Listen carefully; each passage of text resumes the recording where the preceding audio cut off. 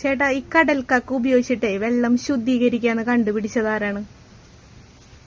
കടൽക്കക്ക ഉപയോഗിച്ച് വെള്ളം ശുദ്ധീകരിക്കാമെന്ന് ആദ്യമായിട്ട് കണ്ടുപിടിച്ചത് എന്റെ ആദ്യത്തെ അറിവ് കുന്നംകുളത്തുകാരൻ ജോണിയാണ്.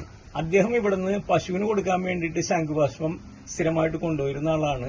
പുള്ളിയുടെ കിണറിലെ വെള്ളം കേടുവന്നപ്പോൾ പുള്ളി ശംഖുപുഷ്പം ഉപയോഗിച്ച് വെള്ളം ശുദ്ധീകരിച്ചെടുത്തു. ഇതാണ് എന്റെ ആദ്യത്തെ അറിവ്. ഇത് 2022 അവസാനമാണ്, ഒക്ടോബർ നവംബർ മാസങ്ങളിലും മറ്റുമാണ്. അതിനുശേഷം 2023 ഒക്ടോബർ നവംബർ മാസമായപ്പോഴത്തേനും നമ്മുടെ ദയാലേട്ടൻ ആണ് ഇത് കണ്ടുപിടിച്ചതെന്നും പറഞ്ഞിട്ട് അദ്ദേഹവും അദ്ദേഹത്തിന്റെ ശിഷ്യന്മാരും കൂടിയും രംഗപ്രവേശനം ചെയ്തു, വീഡിയോ ചെയ്യലൊക്കെ ആയി. അതങ്ങനെ നടന്നുകൊണ്ടിരിക്കുകയാണ്. ഇന്ന് ഞാൻ പറയുന്നു, ഇവര് രണ്ടുപേരുമല്ല ഇത് കണ്ടുപിടിച്ചത്, അമേരിക്കൻ കമ്പനിയാണ് ഇത് കണ്ടുപിടിച്ചത്. അവർക്ക് അവിടെ 2008 മുതൽ ഈ വെള്ളം ശുദ്ധീകരണത്തിന്, കടൽക്കക്ക ഉപയോഗിച്ചുള്ള വെള്ളം ശുദ്ധീകരണത്തിന് പാറ്റൻസി ഉണ്ട്. അവരവിടെ നല്ല രീതിയിൽ ആ പ്ലാന്റുകൾ വർക്ക് ചെയ്തുകൊണ്ടിരിക്കുന്നുണ്ട്. നല്ല പ്രൊഡക്ഷനും കാര്യങ്ങളുമായിട്ട് അവിടെ മുമ്പോട്ട് പോയിക്കൊണ്ടിരിക്കുന്നു.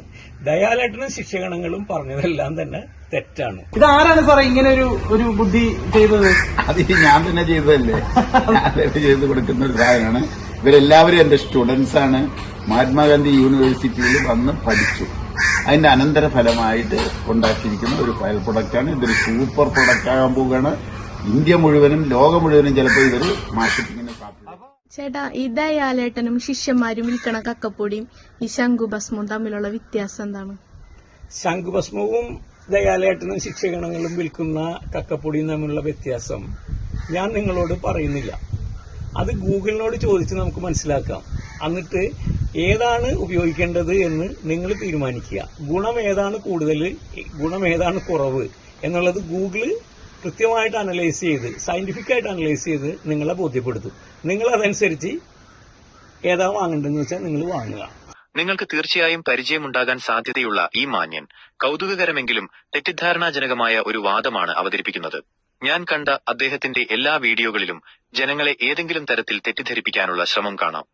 എന്റെയും നിങ്ങളുടെയും ധാരണ അനുസരിച്ച് ഇദ്ദേഹം അവകാശപ്പെടുന്നത് ഇങ്ങനെയാണ്: കടൽക്കക്കകൾ പൊടിച്ച് കുറഞ്ഞത് 140 ഡിഗ്രി സീൽ ചൂടാക്കി സ്റ്റെറിലൈസ് ചെയ്ത് അണുവിമുക്തമാക്കി അണുനശീകരണം നടത്തിയ ശേഷം ആ പൊടി തുണിസഞ്ചിയിലാക്കി കിണറ്റിലോ വാട്ടർ ടാങ്കിലോ ഇട്ടാൽ വെള്ളം ശുദ്ധമാകും.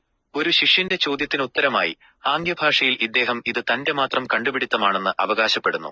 ഇതാരാണ് സാറേ ഇങ്ങനെ ഒരു ബുദ്ധി ചെയ്തത്? അത് ഞാൻ തന്നെ ചെയ്തതല്ലേ, ഞാൻ ചെയ്ത് കൊടുക്കുന്ന ഒരു സാധനമാണ്. ഇവരെല്ലാവരും എന്റെ സ്റ്റുഡൻസ് ആണ്. മഹാത്മാഗാന്ധി യൂണിവേഴ്സിറ്റിയിൽ വന്ന് പഠിച്ചു. അതിന്റെ അനന്തരഫലമായി